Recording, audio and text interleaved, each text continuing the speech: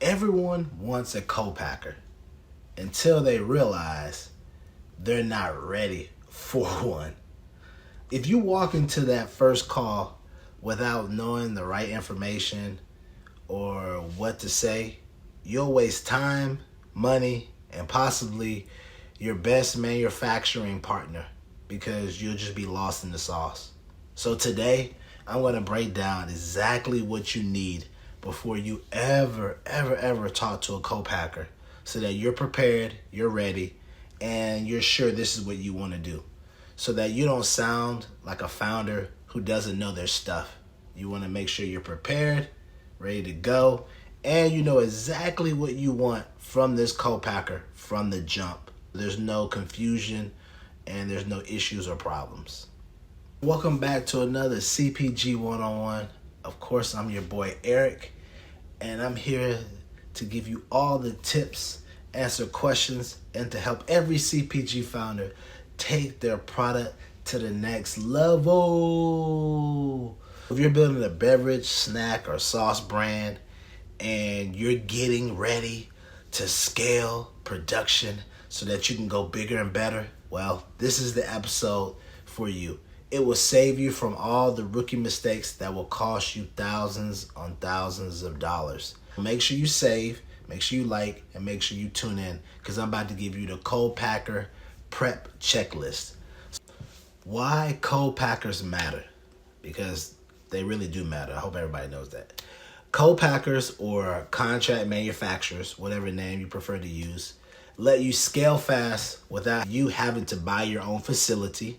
They provide labor, equipment, QA, packaging, and of course compliance, things that are needed to make your product.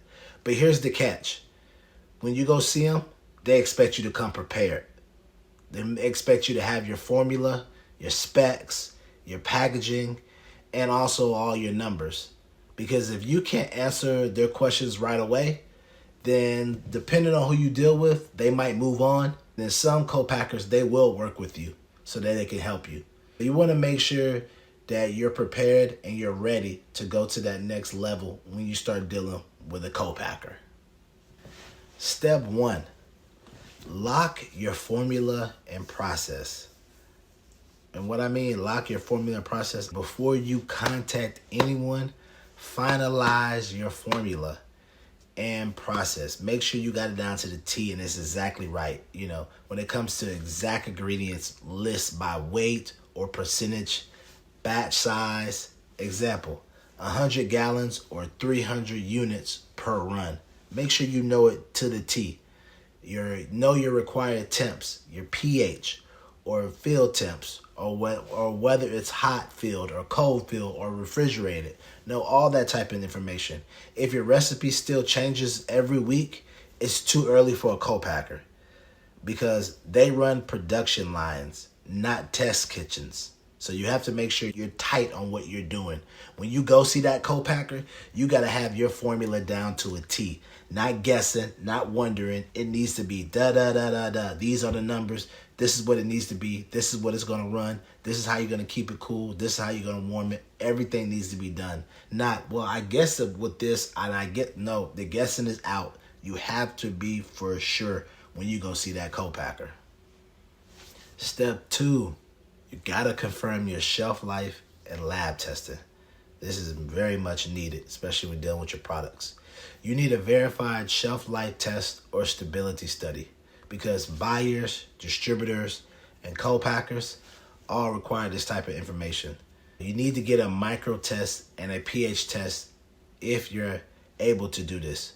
Because if you're making a beverage and it's known to have carbonation or any kind of acid in it or any kind of things in it, co-packers want to know your product is safe and consistent and not just something that you're experimenting on in a can and you don't know exactly what's going to be happening to each one.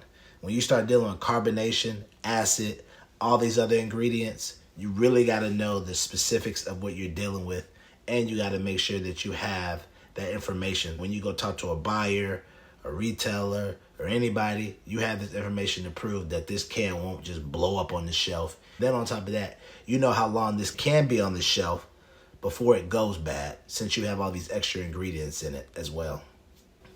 Step 3, packaging and component specs. These are very much needed, especially when it gets down to the end and creating everything.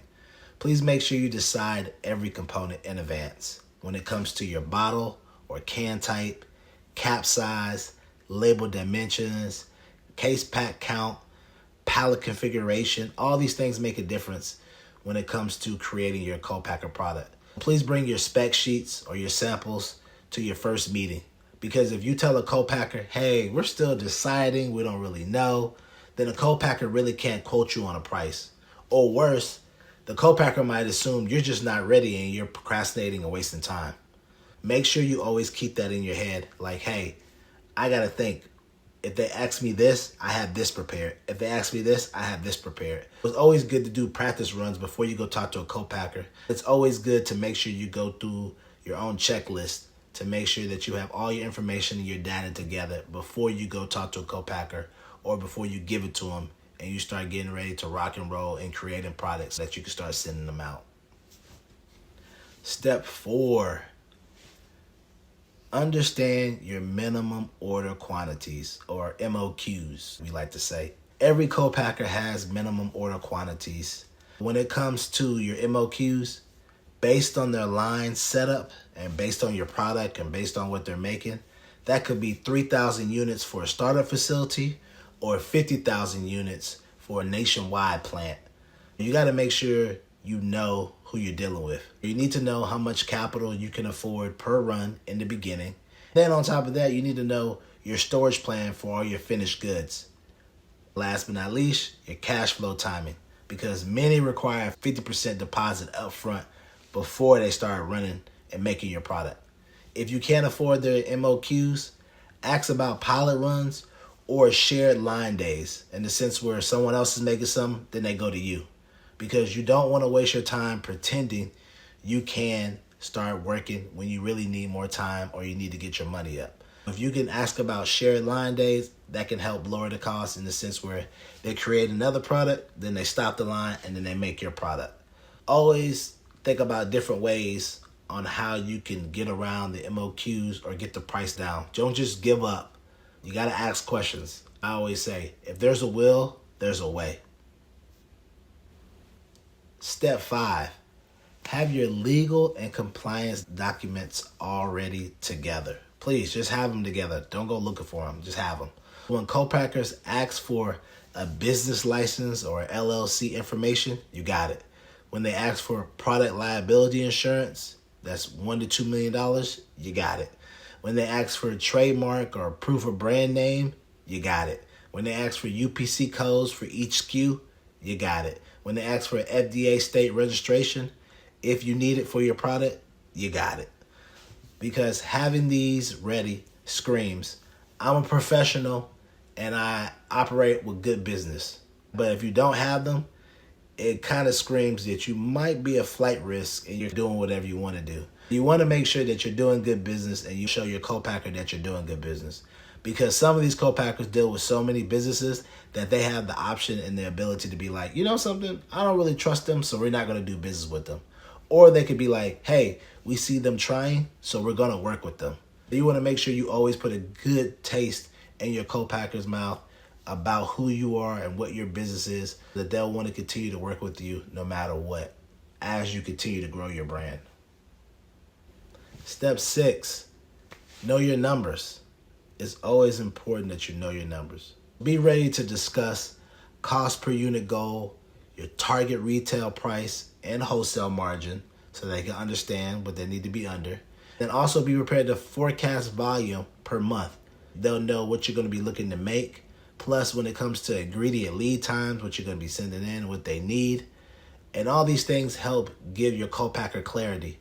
And it allows them to have a better understanding when it comes to quoting you on price and giving you an accurate pricing when it comes to your production and making it, what the lead times are for making your product, so that when it's time to send it out to retailers or anything like that, they have a better understanding. It's always good to know your numbers. Your numbers are going to be able to clear a path for whoever you're dealing with so that they understand that you're a person that's about your business and about time, and that you need XYZ done at a certain price, and you need XYZ done with these product ingredients, and you need XYZ completed and shipped out in a certain amount of time to your retailers or to whoever else that you're doing business with. Step 7, you gotta vet your co-packer like you're going on a date. You gotta vet them. You gotta make sure that they're the right person. You gotta interview them. You gotta ask a lot of questions. You gotta ask them, do they have category experience in what you're creating, whether it be beverage, sauces, snacks. You gotta ask them, who handles quality control? You gotta ask them, can you visit during production? These are all questions you gotta make sure you ask all the time. And you gotta ask them, what happens if a batch fails? QA. What do you do? A co-packer isn't just a vendor. They're an extension of your brand. You got to make sure you choose someone who cares about your brand, who wants to protect your product as much as you do, and wants to see it be successful. Don't just pick anybody just because they fit the norm or they have a good pricing. Because at the end of the day, if they're not producing your brand to the quality that you're used to normally making it, then that's a horrible co-packer, and it's going to hurt you in the long run. Number 8, prepare a co-packer intro packet. Just prepare an intro packet for your co-packer. It never hurts to put together a quick little one-page summary that includes your product overview, photos, formula summary.